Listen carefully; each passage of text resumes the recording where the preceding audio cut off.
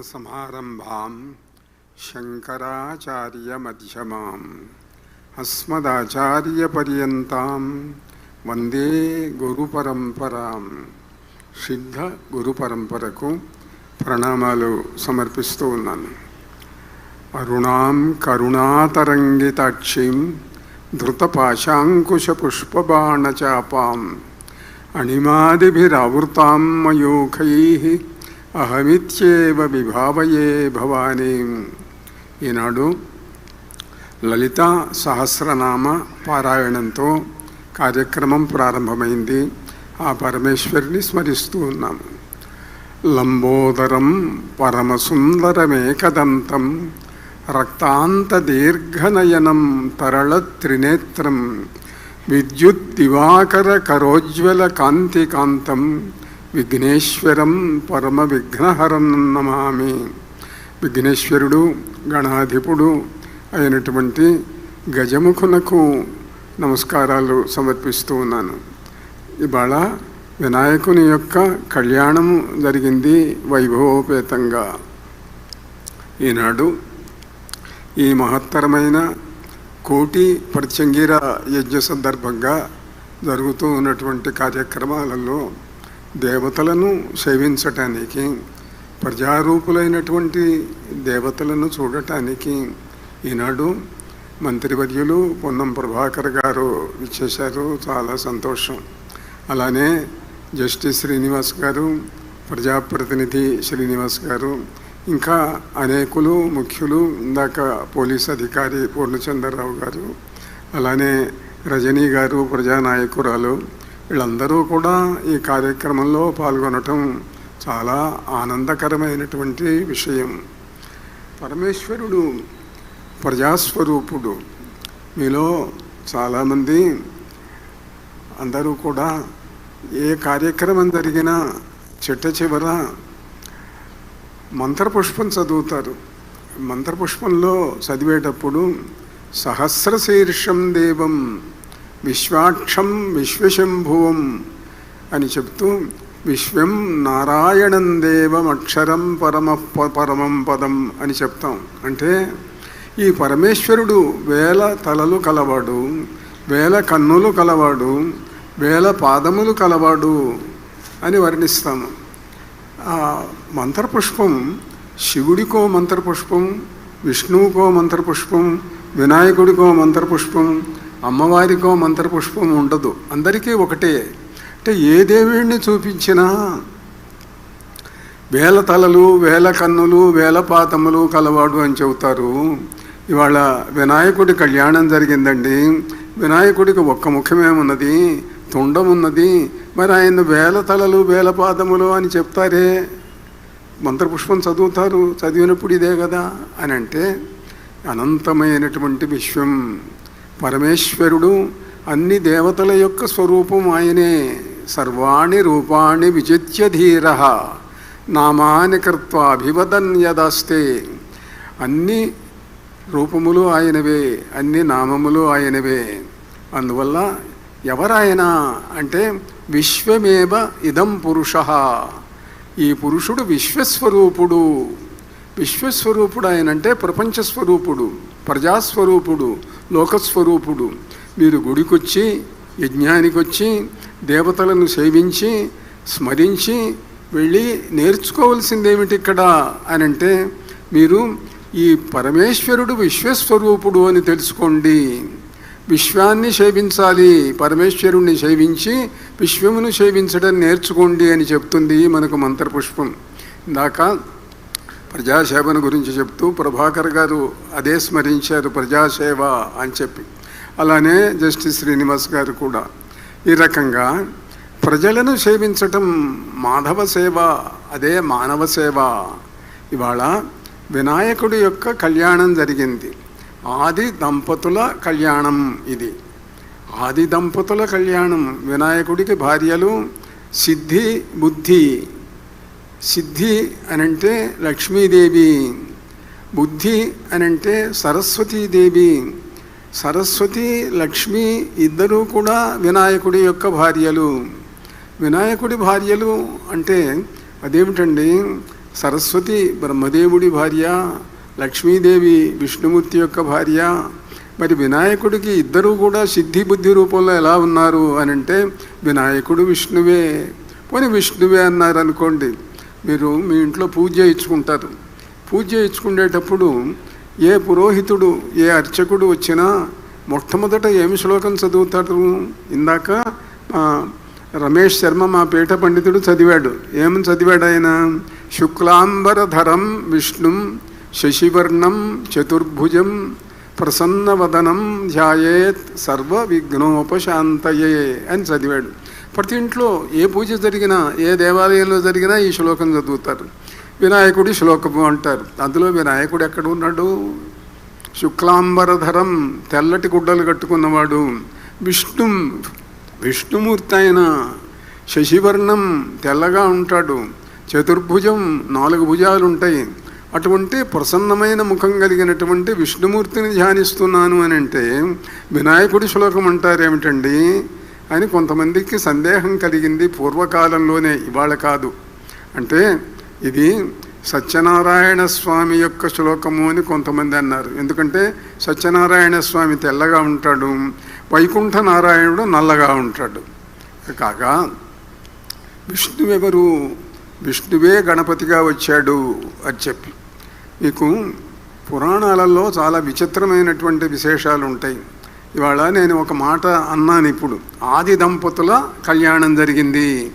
ఆది దంపతులు అంటే పార్వతీ పరమేశ్వరులు ఆది దంపతులు, లక్ష్మీనారాయణులు ఆది దంపతులు, వినాయకుడును సిద్ధి బుద్ధి ఆది దంపతులు ఎట్లా అవుతారండి అంటే మనకు శంకరాచార్యుల వారు పంచాయతన పూజా విధానాన్ని చెప్పారు. మనకు పురాణాలలో శైవ, వైష్ణవ, శాక్తేయ, గాణాపత్య, సౌర పురాణాలు ఉన్నాయి. అందరిలోకి గొప్ప దేవుడెవరు అని అంటే కొంతమంది శైవులు శివుడు అన్నారు, వైష్ణవులు విష్ణువు అన్నారు, శాక్తేయులు అమ్మవారు అన్నారు. ఈ 3 ఇవాళ కూడా ప్రచారంలో ఉన్నాయి. కానీ గాణాపత్యం, సౌరం అనే మతాలు 2 ఉన్నాయి ఈ దేశంలో. గాణాపత్యం అంటే గణపతి ఆదిదేవుడు, సౌరం అంటే సూర్యుడు ఆదిదేవుడు అని చెప్పి ఇలా ఈ మతాలన్నీ కూడా ఉంటే శంకరాచార్యుల వారు అన్నారు, ఎవరు గొప్ప ఎవరు తక్కువ అని మీలో మీరు కొట్లాడుకోకండి.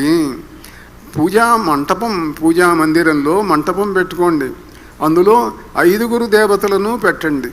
మీకు ఇష్టమైన దేవతను మధ్యలో పెట్టుకోండి, మిగిలినటువంటి వాళ్లను చుట్టూ పెట్టుకోండి. అలా పెట్టుకునేటట్లయితే అందరూ దేవతలు ఒకటే, మీ ఇష్టమైన దేవతను మీరు పూజించుకుంటారు. శైవులు శివుణ్ణి, శివలింగాన్ని మధ్యలో పెట్టుకుంటారు, వైష్ణవులు సాలగ్రామాన్ని పెట్టుకుంటారు, అలానే మిగతావి కూడా. కనుక ఒక సంప్రదాయంలో, గాణాపత్య సంప్రదాయంలో శివుడు సంతానం లేక గణపతిని గురించి తపస్సు చేశాట.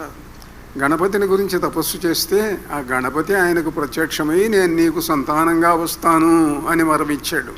ఇవాళ మనకు తెలిసిన కథ ఏమిటి అని అంటే వినాయక చవితి నాడు చెప్పుకుంటాం, శివుడి పార్వతీ పరమేశ్వరులకు వినాయకుడు సంతానంగా వచ్చాడు అని చెప్పుకుంటాం. మనం గజముఖుడు ఎందుకు అయినాడు అని కథ చెప్పుకుంటాం. వినాయక చవితి కథ అంతా ఇప్పుడు ఇవాళ స్మరించవలసిన పనేం లేదు, అవసరం లేదు. కానీ ఒకటే ఏమిటి అని అంటే ఆదిదేవుడు వినాయకుడు అనేటువంటి మతం కూడా ఈ దేశంలో ఉన్నది. కనుక ఇవాళ ఇది ఆది దంపతుల కళ్యాణం అని అంటే దాంట్లో సందేహించవలసినటువంటి అవసరమేమీ కూడా లేదు. కాగా సిద్ధిరిత లక్ష్మీ స్తామరసహస్త, లక్ష్మీదేవి సిద్ధి అన్న పేరుతో వచ్చింది వినాయకుడి దగ్గరికి. అలానే బుద్ధి అంటే సరస్వతి. దీంట్లో ఒక రహస్యం ఉన్నది. మీలో చాలామంది పొద్దున్న లేవంగానే పాతకాలపు వాళ్ళు, సంప్రదాయం తెలిసిన వాళ్ళు కళ్ళు తెరవంగానే ఎవరిని చూడాలి? కళ్ళు తెరవంగానే ఎవరిని చూస్తారు?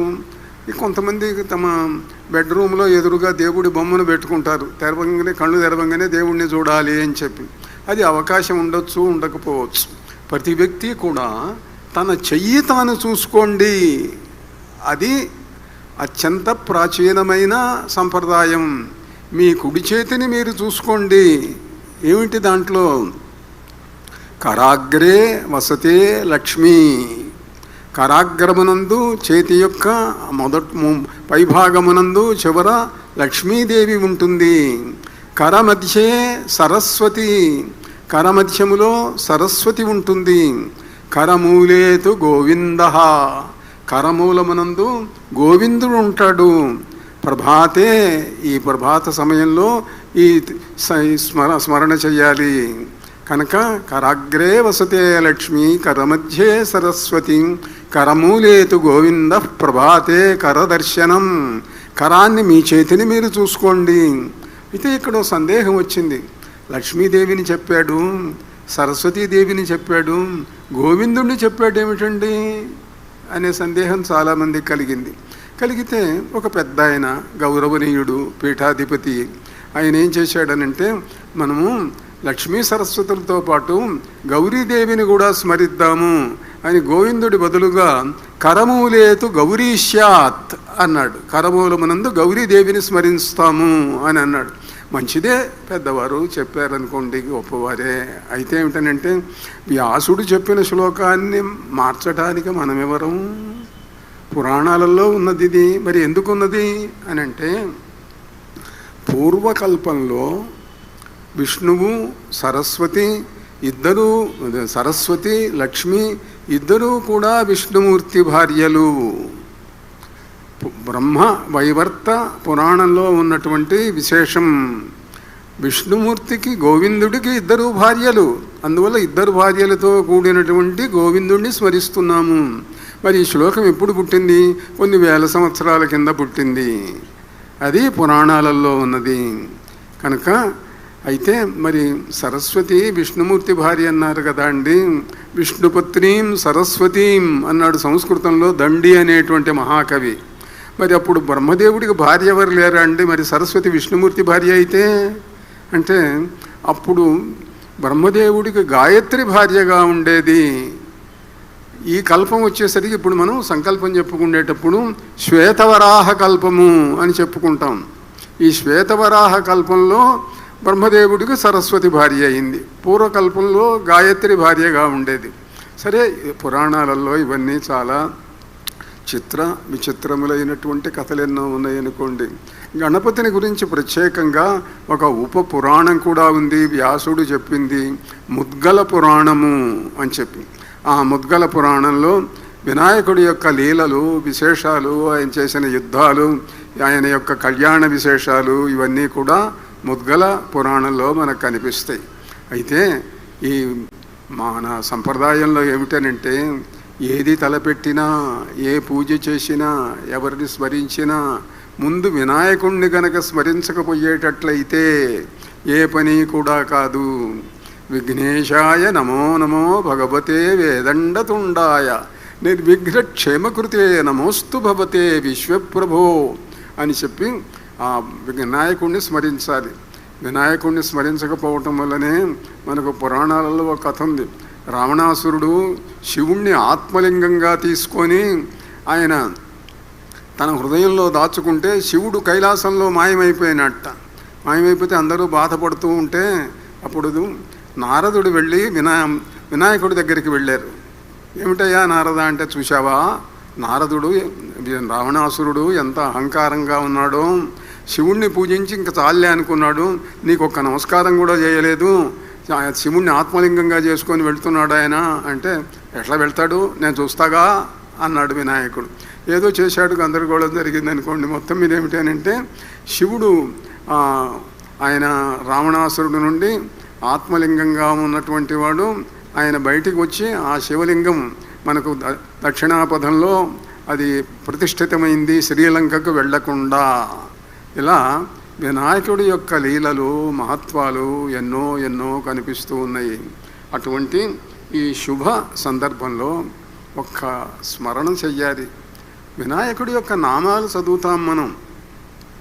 సుముఖశ్చ ఏకదంతశ్చ కపిలో గజకర్ణకః లంబోదరశ్చ వికటో విఘ్నరాజో గణాధిపః ధూమకేతుర్గణాధ్యక్షః ఫాలచంద్రో గజాననః వక్రతుండ శూర్పకర్ణో హేరంబ స్కందపూర్వజః. ఇవి 16 నామాలు. షోడశైతాని నామాని యః పఠేత్ శృణుయాదపి విద్యారంభే వివాహే చ ప్రవేశే నిర్గమే తథా సంగ్రామే సర్వకార్యేషు విఘ్నస్తస్య న జాయతే. ఈ 16 నామాలు స్మరించేటట్లయితే అన్ని పనులు అవుతాయి, విఘ్నాలు పోతవి అని చెప్పి. నిజమే. అయితే దీంట్లో మంత్రశాస్త్రంలో దీన్ని గురించిన ఒక ప్రత్యేక విషయం చెప్పారు. అది తెలుసుకోవటం మంచిది. అదేమిటనంటే ఈ 16 నామాలు రోజు పొద్దున్న లేవంగానే ఏదో ఒక సమయం చూసుకొని 21 సార్లు స్మరించి కనుక మీరు ఏ పని కోసం బయలుదేరి వెళ్ళినా ఆ పని అవుతుంది. 21 సార్లు ఈ 16 నామాలను సుముఖశ్చైకదంతశ్చ ఇది చదవండి అని చెప్పి. అయితే దీంట్లో కూడా ఒకటి ఉన్నది, నామములు ఉన్నాయి. ప్రతి నామము మంత్రమే. వినాయకుడి యొక్క మంత్రాలు ఎన్నో ఉన్నాయి. శక్తి గణపతి, సిద్ధి గణపతి, మహాగణపతి, లక్ష్మీ గణపతి, ఇట్లా ఎన్నో ఎన్నో ఉన్నాయి. ఎన్ని ఉన్నప్పటికీ కూడా మూల మంత్రంలో మాత్రం గణపతి అని ఉంటుంది. అందువల్ల ఇవాళ మీరు అందరూ కూడాను ఒక చిన్న పని చెయ్యండి. ఒక్కసారి గణపతి సన్నిధిలో కళ్యాణం జరిగిన శుభవేళ ఆ గణపతిని మీరందరూ గనక ఒక్కసారి స్మరించేటట్లయితే ఆ స్మరణ వల్ల మీ అందరికీ గణపతి మంత్రాన్ని చేసేటువంటి అధికారం వస్తుంది. ప్రత్యేకంగా ఉపదేశం పొందవలసిన అవసరం లేకుండా ఇదే ఉపదేశంగా స్వీకరించవచ్చు. నేను చెప్తాను, మీరందరూ కూడా 3 సార్లు పలకండి. గం గణపతయే నమః, గం గణపతయే నమః, గం గణపతయే నమః. దీంట్లో ఉండే 2 భాగాలు, గం గణపతయే నమః. ఈ 2 విడివిడిగా కూడా చేసుకోవచ్చు.